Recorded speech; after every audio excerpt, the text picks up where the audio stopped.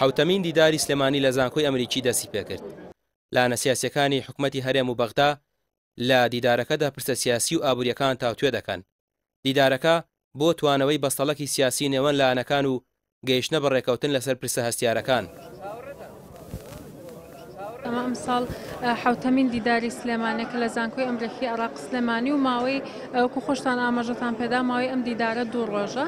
ئامانجی سەرەکی ئەم دیدارە لە کۆڵینەوەی و زیاتر بەرچاوڕوونبوونی کێشەکانی ڕۆژهەڵاتی ناوەڕاست بەگشتی و عێراق بە تایبەتی باسی ئەو ئاڵنگاریانە بکرێت کە یەتە پێشەوەمان باسی کێشە سیاسەکان کێشە ئابوووریەکان کێتە ڕێگەمان هەنێ لەم بابەتانە بە تایبەتی بابەتی با بڵێن تەندروستیمان هەیە کە باسەکرێ بابەتی ژینگە هەیە باسەکرێ بابەتی سەرچاوە با بڵێن سەرچاو ئاویەکانمان هەیە کە باسەکرێ ئەمە بەشێکن لەو بابەتانەیە کە لەسەر ئەم پانێڵانە بە بەشداربوونی جگە لە سیاسەتمەندارە باڵادەستەکانی وڵاتەکەمان و هەروەها چەندین پسپۆر و کەسانی بە ئەزمون و شارەزای ئەم بوارانە کە هەمووی کۆ دەبنەوە لەم دیدارەدا قسەی لەسەرەکەن.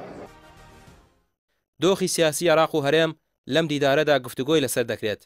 دەرفەتێکی گەورەیە بۆ ڕێکەوتنی هەرێم و بەغدا چونکە لەسەر ئاسی بڕیار هەردوو لا بە ئامادەبوونی نێردەی نەتەوە یەکگرتووەکان گرفتەکان تاوتوێ دەکەن.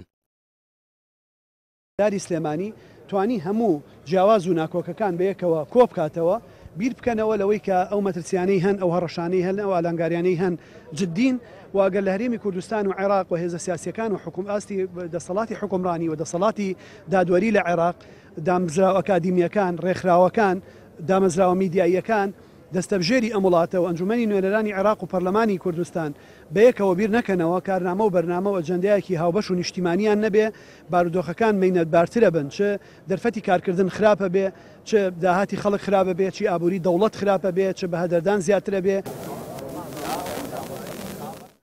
ماوەی 2 ڕۆژ دیدارەکە بەردەوامی دەبێت زیاتر لە 15 پانێڵ لەخۆ دەگرێت. دۆخی سیاسی نێوان عێراق و هەرێم و پشکی کورد لە بودجەی 2023 و بڕیارەکانی داگای فیدراڵی لەسەر هەرێم زۆرترین قسەی لەسەر دەکرێت. ڕامیار عوسمان کەناڵی پێیام سلێمانی.